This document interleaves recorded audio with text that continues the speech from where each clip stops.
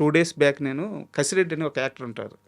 మన 'ఆయ్' సినిమాలో రాజ్ కుమార్ కసిరెడ్డి తెలుసు రాజ్‌కుమార్ నాకు. కసిరెడ్డి. సో, ఆయన 2 days బ్యాక్ ఇంటర్వ్యూ చేశాను. ఆయన ఇంటర్వ్యూ చేసినప్పుడు 'ఆయ్' సక్సెస్ తర్వాత జూనియర్ ఎన్టీఆర్ గారిని కలవడానికి వీళ్ళ టీం వెళ్ళిందంట.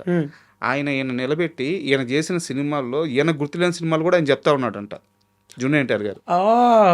ఇంటర్వ్యూలో ఆయన 2 days బ్యాక్ ఇంటర్వ్యూలోనే చెప్పారు ఈ విషయం. ఈయన షాక్ అంట, ఏంది నా సినిమాలు చూస్తున్నా, నా సినిమాలన్నీ క్యారెక్టర్స్తో సహా చెప్తున్నాడంట. అంటే ఆయన కసిరెడ్డి గారు చెప్పింది ఏంటంటే ఆయన అన్ని సినిమాలు చూస్తారంట. ప్రతి సినిమా రిలీజ్ అయిన ప్రతి సినిమా చూస్తాడంట, ప్రతిదీ నోట్ చేస్తారంట. అసలు నెక్స్ట్ లెవెల్ ఉంది సరియల్. తారకన్నా థ్యాంక్ యూ అన్న. అంటే ఆయన రాసింది నాకు మైండ్ పోయింది. నాకు హ్యాట్స్ ఆఫ్ టు మురళీకాంత్ గారు అని చెప్పేసి అంటే నాకు అక్కడే ఆగిపోయింది అంతే. నాకు జల్లుమని సార్ లైక్ అది వన్స్ ఇన్ లైఫ్ అంటే ఆ మూమెంట్స్ ఉంటాయి కదండి కొన్ని. అన్న మాట్లాడినప్పుడు తారకన్న these are the stars we're looking up to, like అంటే వాళ్ళ నుంచి అప్రిషియేషన్ వచ్చినప్పుడు it is something else. Correct. And Dandora cinema విషయానికి వస్తే స్టార్టింగ్ శవాన్ని అది మోసుకుపోయే సీన్ ఉంటుంది కదా, అది రియల్గా చెన్నైలో ఎక్కడో జరిగిందంట, నిజమేనా? అవునండి. అది అది ఆ బ్రిడ్జ్ మీద నుంచి శవాన్ని దించేది రియల్గా అది చెన్నైలో తిరునెల్వేలిలో తిరునెల్వేలిలో ఒక ఊర్లో జరిగిందండి. అది టెక్నికల్ ఏంటంటే వాళ్ళకి తీసుకెళ్ళడానికి అప్పర్ కాస్ట్ వాళ్ళు మా పొలం గుండా మీరు వెళ్ళడానికి లేదు అని చెప్పి అబ్జెక్ట్ చేసినప్పుడు ఇంకో దారి లేక అక్కడ నుంచి దించారు వాళ్ళు. అండ్ అది చాలా పెద్ద ఇష్యూ అయింది అప్పుడు 2019లో. అట్లా నేను ఈ కథ రాస్తున్నప్పుడు ఈ కథకు సంబంధించి నాకు ఈ పాయింట్ వచ్చినప్పుడు ఈ చిన్న మనం ఇంటర్నెట్లో కొట్టంగానే డిస్క్రిమినేషన్ ఎట్ బరియల్ గ్రౌండ్స్ అని చెప్పేసి in India in south India అని చూసినప్పుడు నాకు వచ్చిన ఫస్ట్ 2-3 క్లింగ్స్లో ఇది ఉండింది. ఓకే, స్టన్ అయిపోయాను నేను చూసి. అంటే ఇది ఎప్పుడో చూసిన దాన్ని ఉండుండేసి నాకు మెమరీ. స్టన్ అయిపోయాను నేను. అసలు ఇది కదా ఏంటిది ఇంత దారుణంగా ఉంది. Then again I went back search చేయడం, లైక్ ఆంధ్రప్రదేశ్లో ఎక్కడ జరిగింది, ఏ రకంగా జరుగుతుంది, ఎక్కడెక్కడ ఉంది, కర్ణాటకలో ఆ టైంలో ఆడినప్పుడు ఓకే ఇక్కడ చాలా పొటెన్షియల్ ఉంది, ఇది ఎవడు మాట్లాడలేదు, మేబీ మనిషి చనిపోయాక అన్ని ఎండ్ అయిపోతాయి అనుకుంటారు కానీ కులమే ఎండవదేమో, అందుకే డైలాగ్ రాశాను, నువ్వు సావునన్నా తప్పించుకుంటావేమో కానీ కులం నుంచి తప్పించుకోలేవురా అని. దట్ వాజ్ ఇన్సెప్షన్ అనమాట. అది నీకు మనిషి చనిపోయాక కూడా వెంటాడేది కులం. సో దేవుడు కూడా వదిలేసి వెళ్ళిపోతాడు, నీతో నాకు పని లేదు, నీ చాప్టర్ క్లోజ్ అని దేవుడు కూడా వదిలేస్తాడు, అంతే మ్యాటర్ క్లోజ్. మనిషి అక్కడ నుంచి అయిపోయిన మనిషిని కులం వదలదు.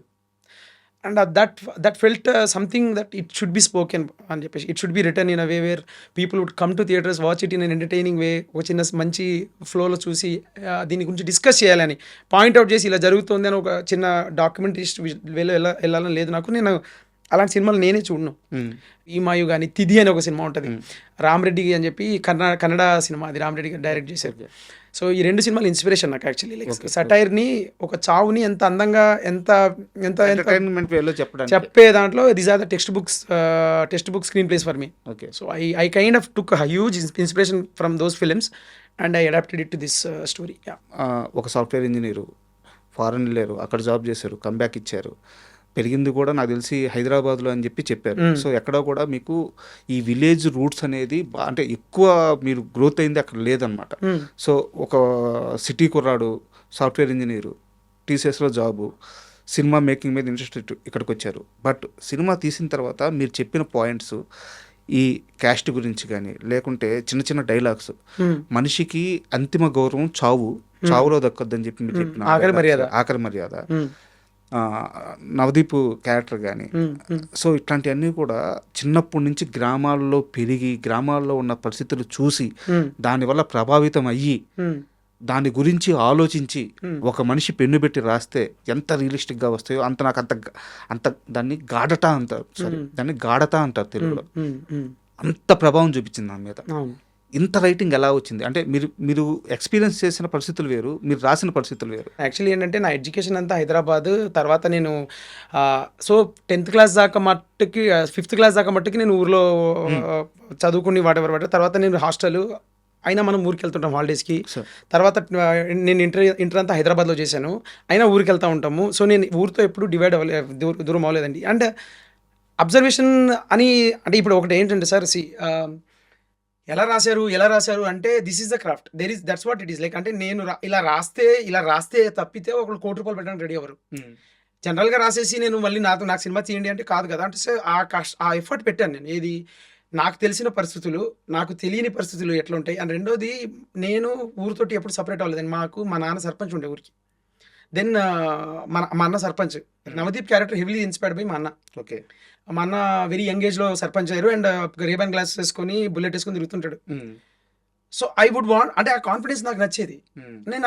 నాకేమనిపించిందంటే అట్లా కాన్ఫిడెంట్‌గా ఉండాలి. ఇప్పుడు యంగ్ సర్పంచ్ అంటే ఎట్లా ఉంటదంటే ప్రతి సినిమాలో పెద్దాయన ఉంటాడు. అవును. పంచేసుకొని ఓ మూలన కూర్చొని ఓ పెద్దగా సుట్ట కాలుస్తా ఎయ్యారా అని మాట్లాడుతా ఉంటాడు. బట్ మీరు చూస్తే 2000 ఏదైతే పోస్ట్ తెలంగాణ ఫార్మేషన్ తర్వాత there were like a flood of young sarpanch came.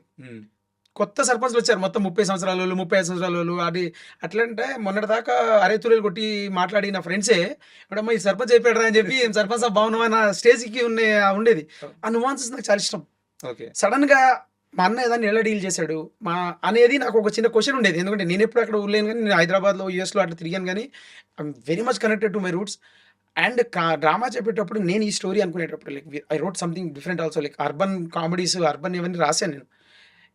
ఈ సబ్జెక్ట్ మ్యాటర్‌ని డిస్కస్ చేయాలనుకున్నప్పుడు, నేను అనుకున్న క్యారెక్టర్స్ అన్నిటిని ప్లాన్డ్‌గా అనుకున్నప్పుడు నేను ఒకటే అనుకున్నా. ఈ క్యారెక్టర్స్ వీళ్ళ అనుభవం నుంచి మాట్లాడే మాటల్లా ఉండాలి. నేను తీసుకొచ్చి వీళ్ళతో మాట్లాడిస్తున్నట్టు ఉండకూడదు.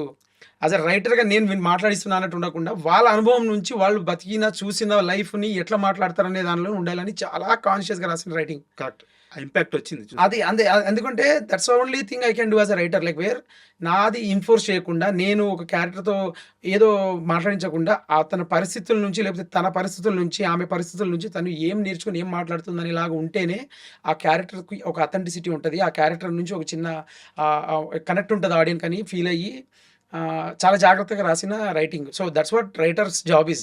మనం అంటాం కదా, మన 'సూర్య 24' సినిమాలో ఆమె వాచ్ మెకానిక్ ఇట్స్ నాకు సర్వసాధారణమైన విషయం అన్నట్టు నా జాబ్ అది. మా ప్రొఫెషన్ ఏంటి? ఎవరైతే గుప్పెడు పట్టుండదా అన్నట్టు మా రైటర్స్‌కి గుప్పెడు ఇది ఉండదా? లైక్ వి డీప్‌లీ రీడ్ పుస్తకాలు చదువుతాను నేను బాగా. ఓకే. ఓకే. మేబీ అది కూడా చాలా హెల్ప్ అయి ఉంటది నాకు. ఇప్పుడు కేశవరెడ్డి గారి పుస్తకాలు గానీ, తాపి ధర్మారావు గారి పుస్తకాలు కానీ, తాపి ధర్మారావు గారి పుస్తకాలు అమేజింగ్ ఉంటాయి.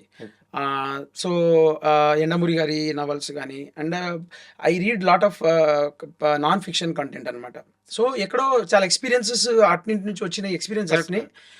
అండ్ రెండోది అదేదండి. ఇప్పుడు అది మెయిన్ థింగ్ ఎందుకు అట్లాగా రాయాల్సి వచ్చింది అని అంటే, కథలు అట్లే రాయాలి అని నా ఫీలింగ్. నేను ఒక స్టూడెంట్గా మాట్లాడితే నేను స్టూడెంట్గానే మాట్లాడాలి, వేదం మాట్లాడకూడదు. నేను నా జీవితంలో అంత ఎక్స్పీరియన్స్ ఉందా నాకు అన్నట్టుగా ఆడియన్‌కి అనిపించకూడదు. వాడు ఎక్కడి నుంచి వాడు మాట్లాడేది తప్పైనా వాడి దగ్గర నుంచి వచ్చినప్పుడే దానికి అథెంటిసిటీ ఉంటుంది ఆ క్యారెక్టర్‌కి.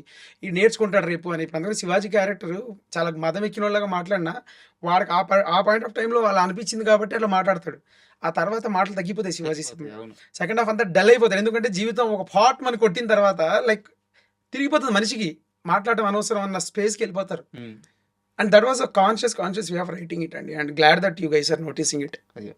అండ్ నాకు సినిమాలో నచ్చిన అద్భుతమైన మూమెంట్స్ కొన్ని షేర్ చేసుకుంటాను. చెప్పండి సార్. సో ఇది ఏం ఇంటర్వ్యూ క్వశ్చన్ అడగాలి, ఆన్సర్ చెప్పట్టు కాకుండా జస్ట్ మాట్లాడుకుందాం. ఆఫ్కోర్స్ చెప్పండి. నాకు బాగా నచ్చింది వచ్చేసి నవదీప్ గారి క్యారెక్టర్. ఎందుకంటే ఆయన సినిమాని ఎక్కడ ప్రభావితం చేయడు, కానీ ఫస్ట్ షాట్ లాస్ట్ షాట్ అయింది.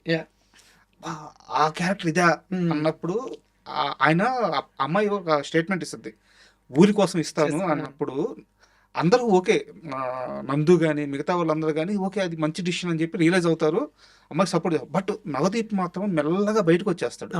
ఒక షాక్ ఎక్స్ప్రెషన్స్తో మెల్లగా బయటకు వచ్చేస్తాడు. బయటకు వచ్చేసి ఇప్పుడు కొట్రా నీ ఈ అంతిమయాత్ర ఎలా చేస్తాను చూడ. తను తన అవకి అది చేసుకోలేకపోయాడు. తన అవకి కాదు, తను పెరుగుతున్నప్పుడు తన ఊర్లో ఉన్న తన మనుషులకి తను ఎవరికి చేసుకోలేకపోయాడు. తరువాత ఆ పరిస్థితులు చూస్తా అతను వెళ్ళి ఆ క్యారెక్టర్ని మనం అభివృద్ధి చెందాలంటే ఏం చేయాలంటే చదువుకో లేదా రాజకీయ. సో తను ఎవాల్యుయేట్ అవుతున్నాడు, చుట్టూ చూస్తున్న పరిస్థితులతో తను నేర్చుకుంటున్నాడు, ఎవాల్యుయేట్ అవుతున్నాడు, పొలిటీషియన్ అయ్యాడు, ఊర్లో అందరినీ కలుపుకొని పోతున్నాడు, ఊరు ఇప్పుడు కన్నా మారద్దని ఎదురు చూస్తున్నాడు. ఇది ఎక్కడా కూడా రైటింగ్ లేదు, నవదీప్ క్యారెక్టర్ చుట్టూ ఈ రైటింగ్ లేదు. బట్ మీరు 2 షాట్తో మొత్తం చెప్పేశారు.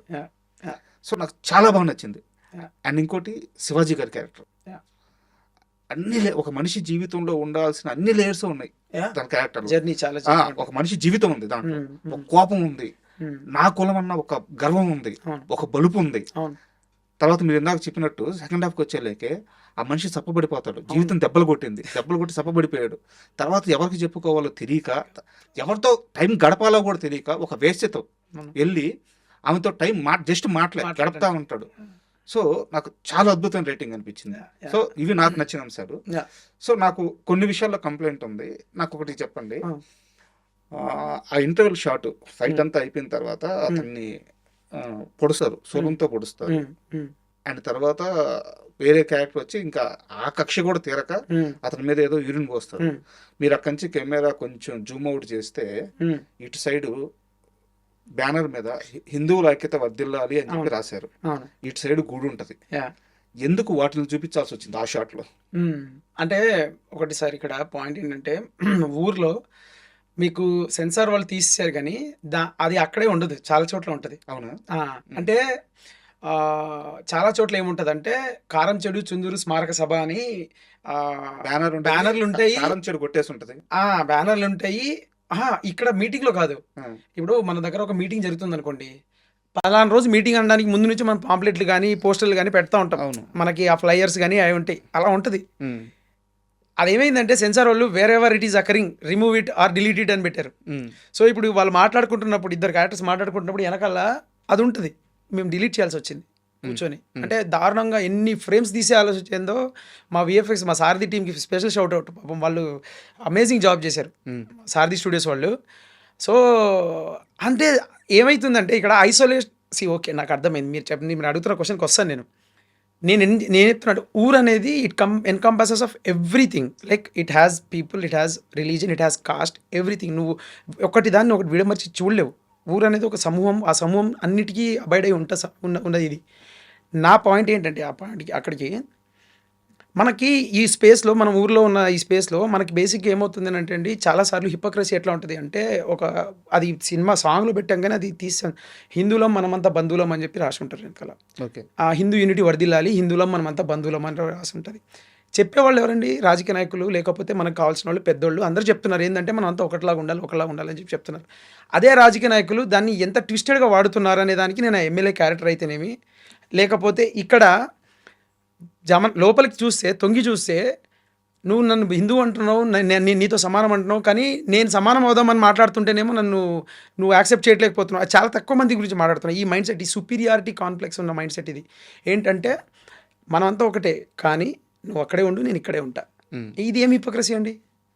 అంటే నేనేమంటున్నానంటే, నేను క్వశ్చన్ చేస్తున్నప్పుడు నేను అన్నింటినీ క్వశ్చన్ చేసుకుంటూ వెళ్ళాలి. నేను ఒక సినిమా తీస్తున్నా, నాకు చాలా బాధ్యత ఉంది. సినిమా తీస్తున్నప్పుడు ఆ బాధ్యత, రెస్పాన్సిబిలిటీ ఉంది. ఏంటి అని అంటే, నేను ఒక ప్రొడ్యూసర్ని కన్విన్స్ చేశాను, ఇంకో యాక్టర్స్ని తీసుకొచ్చాను కాబట్టి. సో నేను అక్కడి వరకే అలా మీకు జస్ట్ ఏంటంటే 1+1+1 మీరు వేసుకోండి లెక్క అని చెప్పేసి అనే దానికి నేను అది పెట్టా.